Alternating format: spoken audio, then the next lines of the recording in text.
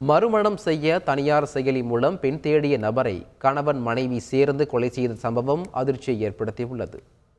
பெரம்பலூர் மாவட்டம் ஓதியாம் கிராமத்தைச் சேர்ந்தவர் அஞ்சலி தேவி. இவருடைய கணவனும் மூத்த மகனும் கொரோனாவால் கடந்த 2020ஆம் ஆண்டு உயிரிழந்தனர். பெண் குழந்தையுடன் தனியாக வசித்து வந்த அஞ்சலி தேவி மறுமணம் செய்து கொள்ள முடிவு செய்து ஜோடி ஆப் என்ற செயலியில் தனது விவரங்களை பகிர்ந்திருக்கிறார். இதனிடையே நெய்வேலியைச் சேர்ந்த விஸ்வநாத் வெளிநாட்டில் வேலை பார்த்து வந்த நிலையில் உடல்நிலை பாதிக்கப்பட்டு சொந்த ஊர் திரும்பியிருக்கிறார். சிறிது காலம் அவரை கவனித்து வந்த அவரது மனைவி விவாகரத்து பெற்று குழந்தைகளுடன் பிரிந்து சென்று இருக்கிறார். இதனால் தனியாக வசித்து வந்த விஸ்வநாத் அஞ்சலி தேவியை திருமணம் செய்து கொள்ள முடிவு செய்து கடந்த 3 ஆண்டுகளாக சேர்ந்து வாழ்ந்து வந்துள்ளார். போதிய வருமானம் இல்லாமல் தவித்த அவர்கள் சாப்பிடக்கூட வசதியின்றி வடலூரில் உள்ள வள்ளலார் தர்ம சபையில் சாப்பிட்டு வந்துள்ளனர். இதனிடையே ஜோடி ஆப் செயலியில் இருந்து தொடர்ந்து அஞ்சலி தேவிக்கு அழைப்புகள் வந்து கொண்டிருந்தது. திருமண செயலியில் வசதியான வரன்கள் வந்ததால் விஸ்வநாத்தை அண்ணன் என கூறி வாழலாம் என கூறி இருவரும் திட்டமிட்டுள்ளனர். இதற்கிடையே காட்டுமன்னார் கோவிலைச் சேர்ந்த மனைவியை பிரிந்த பாலாஜி என்பவர் அஞ்சலி தேவியை 2வதாக திருமணம் செய்து கொள்ள சம்மதம் தெரிவித்திருக்கிறார்.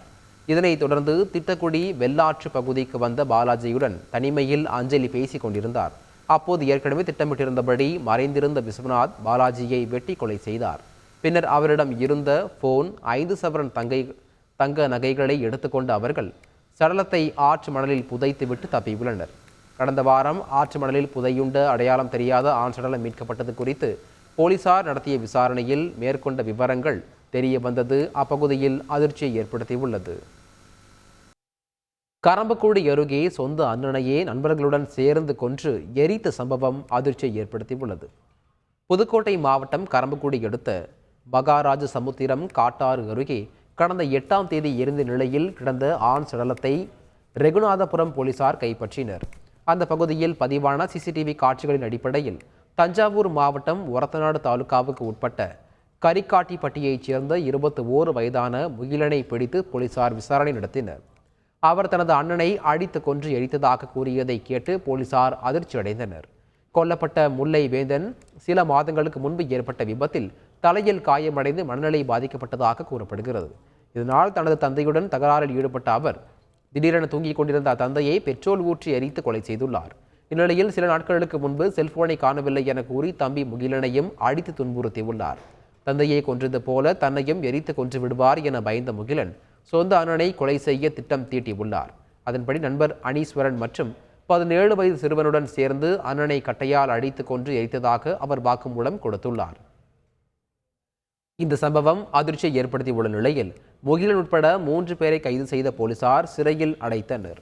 ராணிப்பேட்டை மாவட்டம் சோளிங்கர் அருகே கூலி தொழிலாளி வெட்டி கொல்லப்பட்ட வழக்கில் ரவுடிகள் உட்பட 9 இளைஞர்கள் கைது செய்யப்பட்டனர்.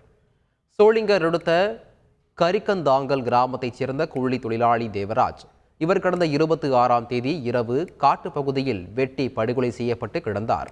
தகவல் அறிந்து சென்ற போலீசார் 3 தனிப்படை அமைத்து கொலையாளிகளை தீவிரமாக தேடி வந்தனர். இதற்கிடையே கொலையாளிகளை உடனடியாக கைது செய்ய கோரி உறவினர்கள் சாலை மறியலிலும் ஈடுபட்டனர். இந்த நிலையில் தேவராஜை வெட்டி கொன்றதாக அதே கிராமத்தைச் சேர்ந்த பரத், ரவுடி துரைபாண்டியன் உட்பட 9 பேரை நேற்று போலீசார் கைது செய்தனர்.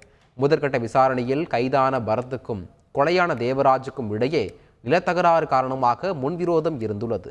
சம்பவத்தன்று தனியாக நடந்து சென்ற தேவராஜை அதே பகுதியைச் சேர்ந்த ரவுடிகள் கோபி, துரைபாண்டியன் தலைமையிலான இளைஞர்கள் மூலம் பரத் வெட்டி கொலை செய்தது தெரிய வந்தது. இந்த கொலை வழக்கில் முக்கிய குற்றவாளியான கோபியை சோளிங்கர் போலீசார் தீவிரமாக தேடி வருகின்றனர்.